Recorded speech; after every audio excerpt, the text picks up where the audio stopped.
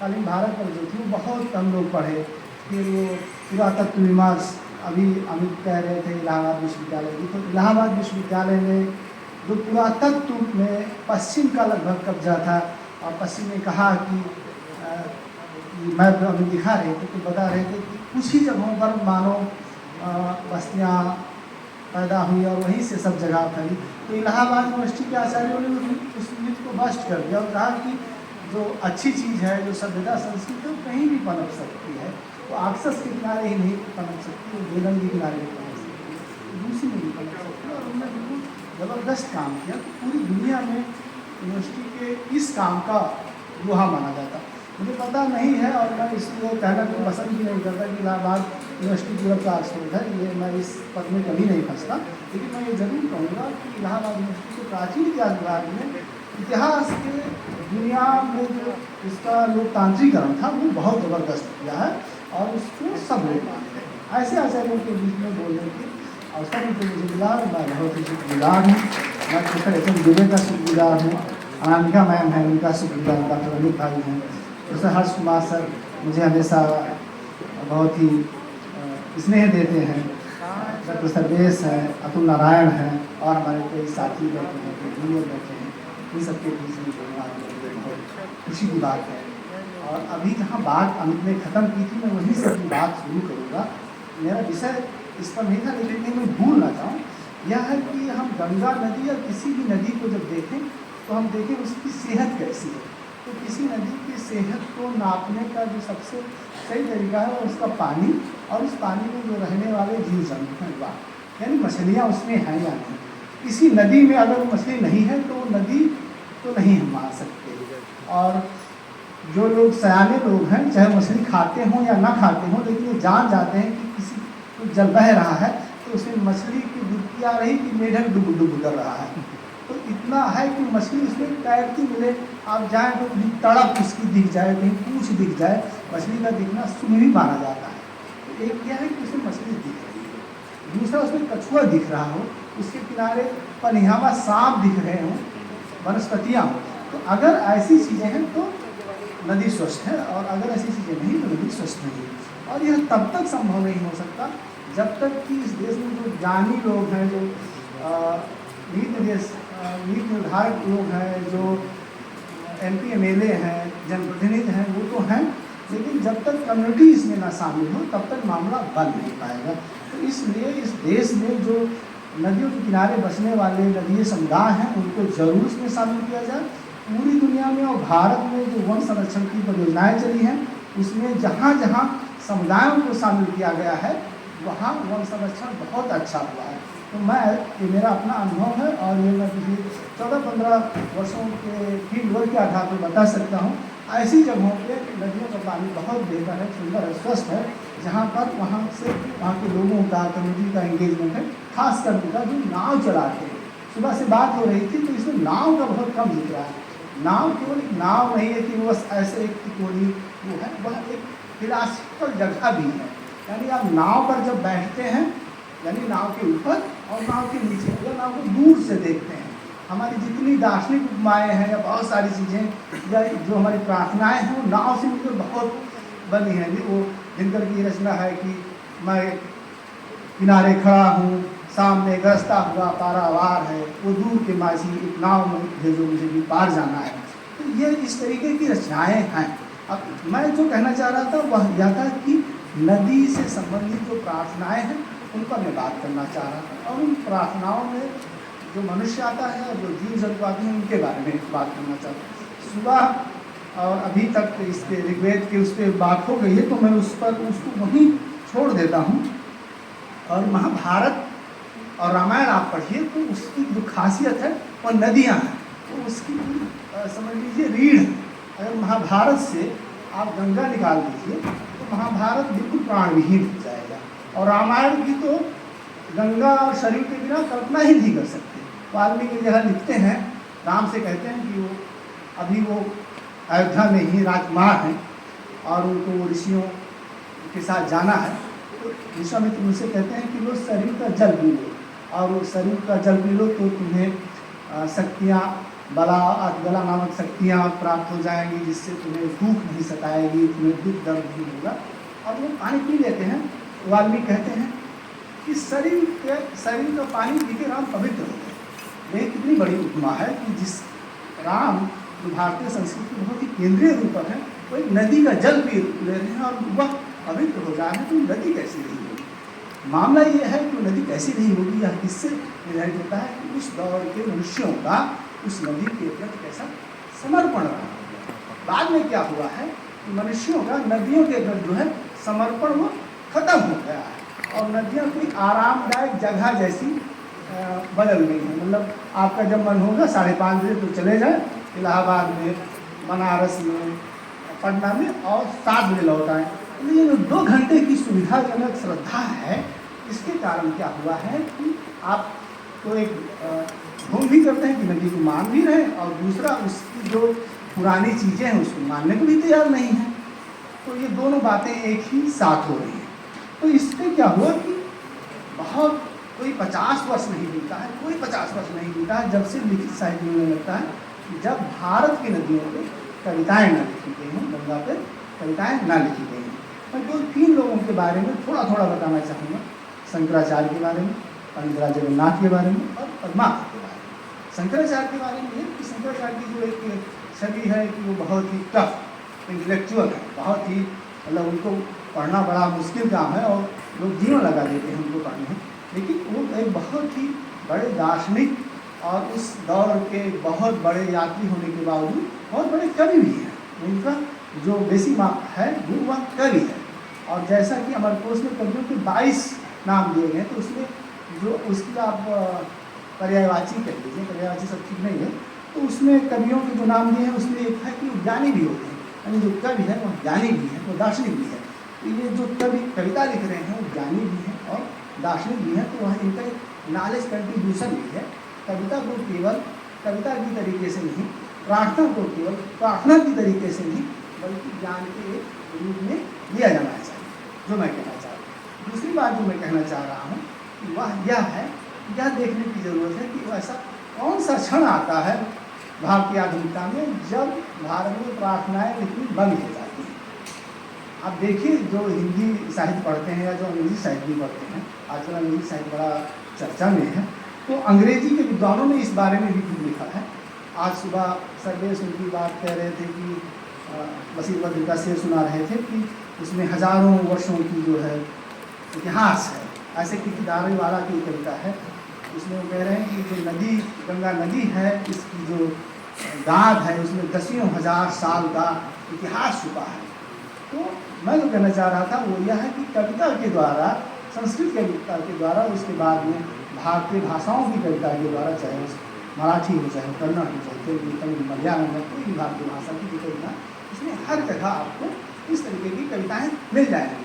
यह गोरखपुर के विशंभूषण पाठक की एक किताब है the smart the religious traditions, इसको पढ़िए। तो उसमें वो बता रहे हैं कि ये गंगा 2 तरीके से भारत में मौजूद थी। एक तो जहाँ गंगा बह रही थी वहाँ मौजूद थी, और जहाँ गंगा नहीं बह रही थी वहाँ गंगा मौजूद थी। जैसे कन्नड़ राजा जो थे यहाँ से जल लेकर ले जाते थे, जो उनका अभिषेक होता था और सारी नदियों का, तो उसमें गंगा का भी जल मिलाया जाता था। तो यही होता था कि हमें वहाँ की भी मान्यता प्राप्त है और हम उस नदी को भी मान्यता दे रहे हैं। दोनों चीज़ें होती थी और ये बातें बाद में धीरे धीरे गुम हो गई। तो शंकराचार्य एक जगह कहते हैं कविता में, कि मैं पढ़ता हूँ, वरह मेरे कंठों मीना क्यों आती सरता सिंगा अथवा स्वपचो मन लो दीनस्तो नहीं दूरे उपत्ति मीना। हे गंगा, आपसे दूर रहने से अच्छा है कि मैं आपके जल में कछुआ या मछली बन जाऊँ, या आपके तट पर निधन चंडाल की तरह रहूँ, लेकिन आपसे दूर नहीं रहना चाहता। तो चंडाल वाला जो उसमें संदर्भ आता है वो उस पर एक लंबी व्याख्या हो सकती है कि उन्होंने ब्रह्मसूत्र की टीका में क्या कहा या नहीं कहा, लेकिन बेसिक बात यह है कि शंकराचार्य जो है गंगा की वंदना कर रहे हैं, गंगाष्टक लिख रहे हैं, और न केवल शंकराचार्य गंगाष्टक लिख रहे हैं बल्कि वह इस नदी साहित्य की परंपरा ही पर पड़ गई है। जो भी बड़ा कवि है उसका इसी से वाटर टेस्टिंग है, वो कितनी अच्छी गंगा पर कविताएँ लिख रहा है। बहुत बाद में आप अकबर के समय ये अब्दुल रहीम खान खाना लिखते हैं, गंगा पर लिखता है। उसके पहले वाल्मीकि भी गंगा पर गंगाष्टक लिख चुके थे। तो ये था कि प्रार्थनाएं पूरी कर रहे हैं और उसमें जो जीव जंतु आ रहे हैं वह भी आ रहे हैं। फिर दूसरी बात यह है कि अभी इधर इस पर विवाद हो सकता है। अब मैं ये कह रहा था वही कि आधुनिक मनुष्य के भोग बहुत दिक्कत में इसे डाल रहे हैं। एक समय यह भी चाहता है कि गंगा में जो है रोगाणुनाशक क्षमता भी बनी है। और दूसरा, आप कानपुर में चले जाएं तो देखिए क्या होता है, इलाहाबाद में चले जाए देखिए क्या होता है। नदी को इसके बीच से आप 10-12 बार गुजर के देखिए, नदी को किनारे से मत देखिए, मतलब यहाँ पे इधर से इधर देखिए तो ये सारे शहर बहुत विरूप लगते हैं, बहुत भद्दे लगते हैं। मतलब उस तरफ से भी कई बार देखते इतने भद्दे लग रहे हैं। क्यों? क्योंकि इसमें ये अपना सब अपशिष्ट डाल रहे हैं, तो इससे नदियाँ प्रदूषित हो रही। तो अब क्या होगा कि आप ये भी डालेंगे और दूसरा सोचेंगे कि जो शंकराचार्य लिख गए थे वही बची है, तो ये नहीं होगा। आपको दो में से एक चीज़ करना होगा। तीर्थ यात्रा का फल भी मिलेगा और हवाई जहाज से आएंगे। आप बीबी कहानी को पढ़ लीजिए, पूरा जितना तीर्थ पर निबंध लिखा गया है, कहा गया या तो पैदल चलो, बीमार हो तो पालकी में जाओ, राजा हो तो पालकी में जाओ, गर्भवती महिला हो तो पालकी में जाओ। ना गर्भवती है, ना राजा है, ना कोई बीमार है, और खूब मोटे ताजे लोग हैं और आ रहे हैं। अब भीड़ भी बढ़ाएंगे और कहेंगे कि कुंभ का जो है वो भी मिल जाए, पुण्य भी मिल जाए। तो ऐसा कैसे चलेगा? पालकियाँ तक कहा गया था कि पालकी में आप नहीं जाएंगे, पालकी में केवल देवता जाएगा। और आप देखिए कि पंढरपुर में जो उनकी यात्रा निकलती है विठल की, तो उसमें वो पालकी में बैठते हैं और उसको सब लोग धोते हुए जाते हैं, पैदल जाते हैं। आप वहाँ रामदेव जी की एक यात्रा निकलती है राजस्थान में, वहाँ सब पैदल जाते हैं। भारत में दिक्कत ये हो गई है कि ये सब मतलब पुण्य कमाएंगे और आराम के साथ पुण्य कमाएंगे। तो इससे क्या हुआ है कि यही आपकी कविता में भी दिखने लगा है कि बहुत ही आराम तलवी की कविता खूब लिखी गई। अंतिम बार में बहुत निराश की बात इस तरीके से प्रार्थनाएं नहीं लिख पाए हिंदी की। इसमें दो दिक्कत है, एक तो मन नहीं था और दूसरा प्रार्थना करने पर आप जो है पिछड़े मान लिए जाएंगे। और साहित्य में ये रहा कि भाई प्रार्थना आपको बहुत ही वैसे लिखना है, तो प्रार्थना का तत्व गायब हो गया और उसमें जो आराम तलवी का तत्व है वो आता रहा। आप उनकी कविता पढ़िए जो गंगा के किनारे लिखी थी सुमित्रानंदन का, तो उसमें थोड़ी सी आराम तलवी, थोड़ी सी प्रार्थना है। बाद में ये सब की ओर यही समझता है आप केवल आप अगर इन लोगों को कहें तो वह दूर होता है और यह दिखता है कि किस तरीके से प्रार्थना भारतीय समाज का भाव रच गई। दूसरा पाप बोध का जो मामला है, अभी यहाँ कहा गया है कि गंगा जी नहाए का पाप छूट जाए। इतने बड़े पापी नहाने जा रहे हैं तो पाप कैसे मिटेगा? तो पाप एक लीगल मामला है, पाप एक लीगल मामला यह है कि जैसे आपने उनको गाली दी, मैं जवान हूँ, किसी बूढ़े को ढकेल दिया। अगर मुझे लगा कि मैं जवान हूँ और बूढ़े को ढकेल दिया, मार दिया और ये पाप नहीं है, तो पहले मैं पूछूंगा तो पाप है? तो नहीं पाप नहीं, क्योंकि मैं इनसे चाहता हूँ कि ये कहेंगे, फिर ये कहेंगे पाप है। तो पाप की मुक्ति का क्या साधन? तो पाप की मुक्ति का साधन है कि आप उपवास कीजिए या कुछ कीजिए। अब क्या हुआ कि भारतीय समाज में पाप मुक्ति का जो मामला है वो खत्म हो गया। लोग पाप भी करते हैं और खुद ही उनके सर्टिफिकेट भी दे देते हैं कि हाँ निर्दोष।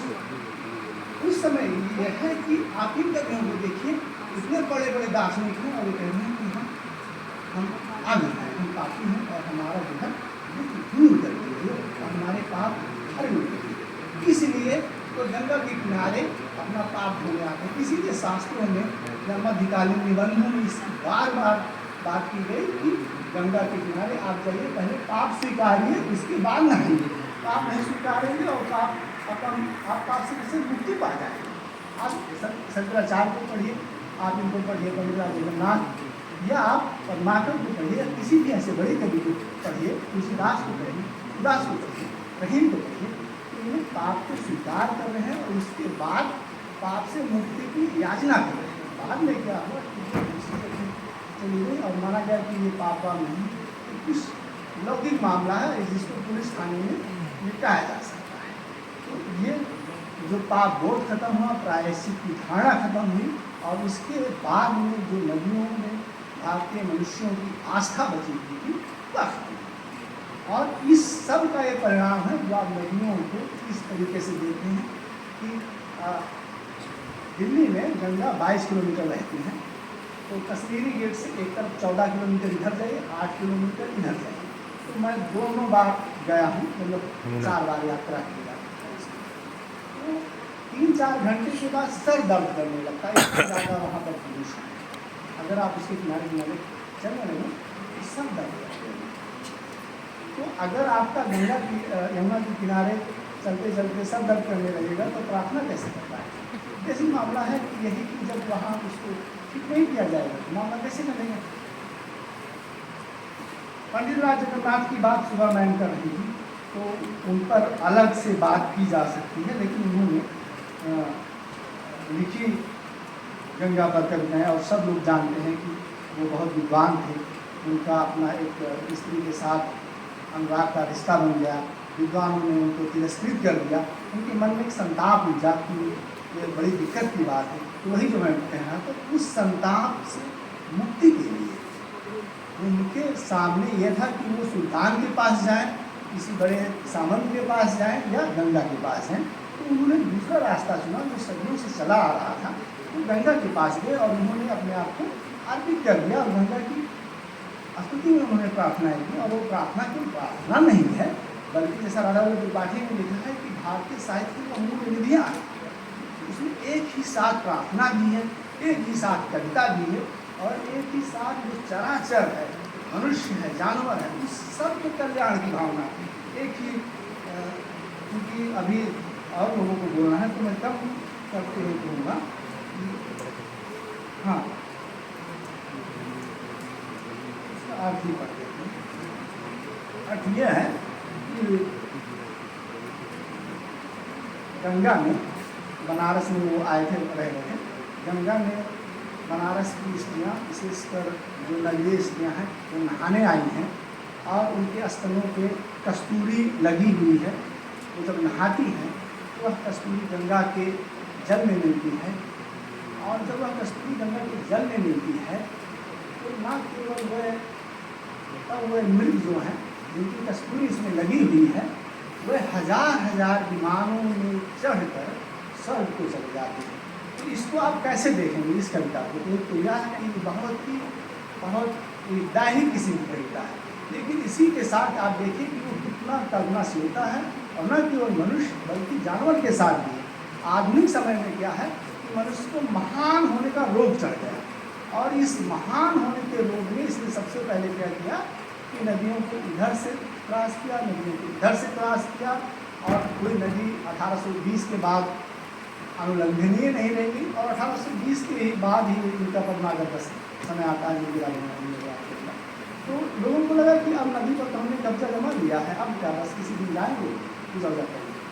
ये एक बहुत ज़्यादा है। इस तरीके की बहुत सारी कविताएँ थी, बहुत सारे कि नदी पर कब्जा करना ही मनुष्य का बड़ा वो है।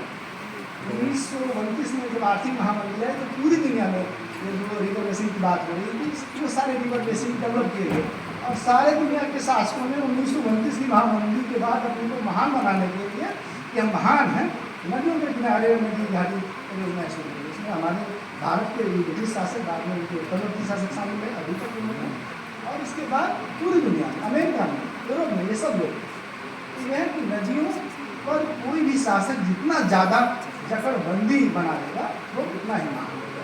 इसलिए क्या हुआ कि जब आप देख रहे हैं कि नदी पर ये सब बांध बनाया जा रहा है, ये सब तोड़ा फोड़ा जा रहा है, तो फिर उसमें कविता क्या लिखी जाएगी? उसमें शंकराचार्य भला आएंगे, उसमें पंडित राज जगन्नाथ आएंगे, उसमें यही आएगी कि आप बांध की प्रशंसा में कविता लिखेंगे, और लोगों ने बांध की प्रशंसा में कविता है। तो ये एक बात है जो मैं कह रहा था कि वो पंडित राज जगन्नाथ उनके बारे में कह रहे हैं, हिरणों के बारे में। ठीक यही बात वाल्मीकि रामायण पढ़िए, और वाल्मीकि रामायण में वह जगह पढ़िए कि जहाँ पे राम शरीर में समाज ले, तो बहुत सुंदर दृश्य। राम शरीर में समाज ले रहे हैं, तो कहते हैं वाल्मीकि राम के पीछे पीछे अयोध्यावासी चल रहे हैं, घोड़े जा रहे हैं, भैंस जा रहे हैं, बंदर जा रहे हैं, भालू जा रहे हैं, सब जा रहे हैं, और सबको शरीर को मुक्ति दे रहे हैं।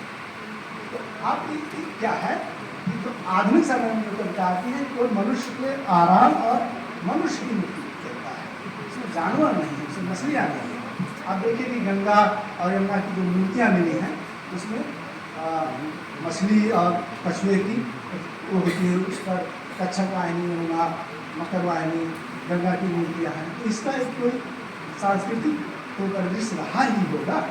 अब यमुना जी में कछुए ही मतलब कहीं नहीं है, तो कछुए ही गायब हो, तो जब इस तरीके की वो सांस्कृतिक योजना ही गायब हो जाएगी तो आप कर जाएंगे। और जब आप कविता नहीं लिखेंगे तो आप किस तरीके की संस्कृति बनाएंगे। जो मेरा कहना है वो यह है कि अगर किसी कालखंड की जो सांस्कृतिक उन्नयन का मापन अगर आप कविता को बना सकते हैं तो यह इस दौर में बहुत अच्छी, बहुत सुंदर कविताएँ लिखी गई, तो यह तब संभव जाएगा जब इस दौर में प्राकृतिक सूचना बेहतर रहेगी। अगर हिमालय को जाना हमारे लगा के उड़ा देंगे तो क्या कालिदास लिखेंगे कि पृथ्वी को नापने वाला गंगा है। तो सरकारें खुद ही नियम बनाती हैं और अपना ही अपने खुद से बेमानी करती हैं, तो जगह जगह उड़ा देंगे। तो हिमालय को हर जगह जगह उड़ा। और 2 साल शिमला में था तो पहले शिमला जाने में 3.5 घंटा लगता था। भारत स्पीड रोगी देश हो गया, जिसको बहुत स्पीड पसंद है। अब लोग चाहते हैं कि 2 घंटे में शिमला पहुँच जाए, तो 2 घंटे में अगर आप पहुँचेंगे तो पहाड़ों को काट देंगे, और पहाड़ों के काटने से बहुत ज़्यादा नुकसान हुआ है। तो अब आते हैं इसका बिल्कुल अंतिम हिस्सा, पद्माकर। मैं कह रहा था कि पंडित राज जगन्नाथ ने गंगा लहरी लिखी थी। गंगा लहरी एक काव्य विधा बन गई थी, उसके बाद कई लोगों ने गंगा लहरी लिखी। तो जो गंगा पर कुछ लिखता था उसको गंगा लहरी बोलते थे। तो कान आप देखेंगे कि आधुनिक समय में गंगा जी के ही किनारे के कुछ स्थल बहुत ज़्यादा मशहूर हो गए हैं और कुछ को उपेक्षित छोड़ दिया गया है। इधर कानपुर में बिचूर में कुछ हलचल हो रही है। बिचूर को लगभग मुझे 50-60 साल से उपेक्षित ही छोड़ दिया गया था। पहले जब कानपुर में मिलें वगैरह चलती थी तो लगभग पूर्वी उत्तर प्रदेश, बिहार, यहाँ के जो श्रमिक थे उनके यहाँ उनके माता पिता, मुझे याद है मेरे मामा वहाँ काम करते थे, तो मेरी दादी खुद वहाँ जाती थी नहाने। बिचूर भी बहुत सारे लोग नहाने जाते थे। अब बिचूर नहाने का प्रचलन कम हो गया। कारण कम क्यों हो गया? कानपुर का पतन हो गया, और जो भी शहर के रूप में जब कानपुर का पतन हो गया, वहाँ कोई आपका नाम रिश्तेदार, गाँव का कोई चाचा काका बस में नहीं किया तो आप कहाँ आने जाएंगे। ठीक, तो कानपुर में रहकर, बिचूर में रहकर उन्होंने पद्माकर में गंगा लहरी लिखी। प्राय माना जाता है कि कब गरीब होते हैं या बहुत थोड़ा बहुत, लेकिन जो पद्माकर थे वो बहुत ही धनाढ़ थे, और इतने ज़्यादा धनाढ़ थे कि उन्होंने अनूप गोसाई जैसे बड़े नागा सन्यासी को वो दिया था, उनको नहीं दिया था। उनका हमारे दोस्त हैं डॉक्टर दलपत राज पुरोहित, वह उनका एक किताब ला रहे हैं, हिम्मत बहादुर बिरला वली जो है पद्माकर ने जो लिखी है। तो उसमें उस समय के तीर्थों और उस समय के जो साधु संत, नागा सन्यासी, इस सब के बारे में बोला था। तो उनको पद्माकर ने पैट्रोनेट दिया था। और पद्माकर को राजाओं ने बहुत पैसा दिया था। बताते हैं कि उनके पास 56 गाँव, 56 हाथी थे, और इतना जिस आदमी के पास पैसा आएगा उसको उसमें बुराई भी आएगी। तो दुनिया में जितने सुख थे सारे सुख पद्माकर ने भोग लिए, सारे सुख भोग लिए। तो उनको इसी बीच में क्या हो गया, कुष्ठ रोग हो गया, और दूसरा उनको एक सुनामी से प्रेम हो गया था। तो चरखारी गए थे तो उनको डुंगरा के वहाँ के आदमी भगा भी दिया कि तुम जाओ, इस लायक नहीं हो। तो जो आदमी बहुत बढ़िया कविता लिख रहा हो और 56 गाँव का मालिक हो, उसको एक आदमी डुंगरा के भगा दो तो क्या करेगा? राजा से ही लोगों को लगता है कि राजा की चापलूसी करेंगे, राजा के किनारे रहेंगे, राजा के रहेंगे, दिमाग बन जाए, राजा ही भगा दे तो कहाँ जाएंगे। तो यही उनके साथ भी हुआ। तो वो बांदा से बिचूर की तरफ गए, और रास्ते में उन्होंने ये गंगा लहरी, तो उसमें उन्होंने कहा जाता है कि उनको कुछ रोग हो गया था, और इसके किनारे उन्होंने तपस्या की, बाद में जब कुछ रोग सही हो गया। हो सकता है कि सही हो गया हो, अगर ना सही भी हुआ हो तो कम से कम उनका जो संताप है वह तो मिट ही गया होगा।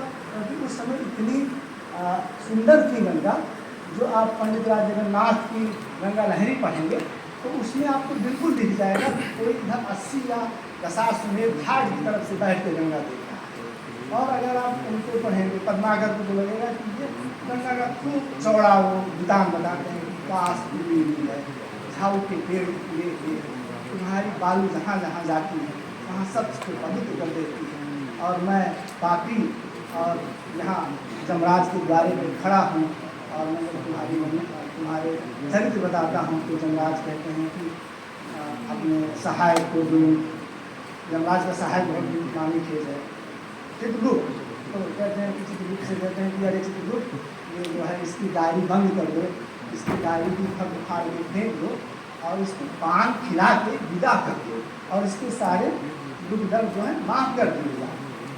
वह ये ऐसा नहीं होगा, लेकिन कविता में तो ये होता है, जो समाज में नहीं हो सकता वही तो कविता में होता है, वही तो आप कल्पना करते हैं। इसलिए कविता में तो ऐसा हुआ, अब ऐसी कविता में भी संभव नहीं है कि आपके बाप पुण्य जो है यमराज माफ कर देंगे, क्योंकि आप पहले खुद पापी हैं और कहेंगे हम पापी नहीं हैं। तो जब पापी हैं और पापी नहीं हैं तो किसी से क्या वर्णना करेंगे। तो ये जो आधुनिक मन की दिक्कत है, इस सब को समझने और इससे अंग्रेज़ों के भारत में आने से ठीक पहले, नदियों में स्टीमर आने के ठीक पहले इस तरीके की कविताएँ लिखी जा रही थी, वह लोग क्या क्या मांग रहे थे, किस तरीके की पूजा अर्चना कर रहे थे, इस सबको जानने के लिए ये इन कवियों को पढ़ना चाहिए। ये उत्तर का है।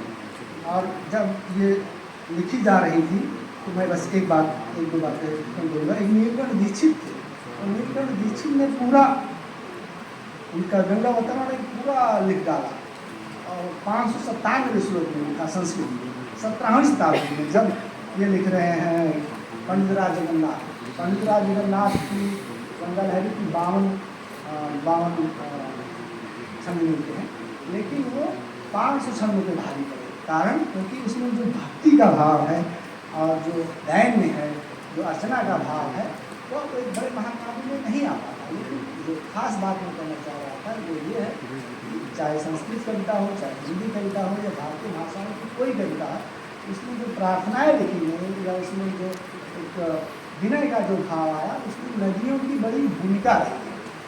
मनुष्यों ने ईश्वर को बहुत बाद में देखा होगा, नदियों को बहुत पहले देखा। जो सुनी है आज सुबह से जो बात हो रही थी विश्वामित्र की जो वंदना है ऋग्वेद में, वो यही है। इलाहाबादी आदमी को सबसे पहले गंगा ही पूजे होगा।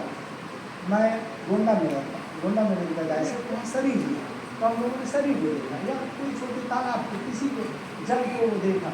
मैं किताब लाया था राधा वल्लभ त्रिपाठी की, प्राचीन भारत में जल विज्ञान में जल प्रबंधन, वो बहुत शानदार होता है। सभी नौजवानों को इसको पढ़ना चाहिए। तो मामला ये है कि नदी के साथ जो बर्ताव है उसको थोड़ा दुरुस्त करने की ज़रूरत है। बहुत ज़्यादा उड़ने की ज़रूरत नहीं है। पाप किए हो तो अपने से नहीं, किसी बड़े आगे के जाकर कह दीजिए कि हमारा हमसे गड़बड़ हुई है, मान लेना चाहिए। दोबारा वैसी बदमाशी नहीं करनी चाहिए, ना तो मनुष्यों के साथ ना नदियों के साथ।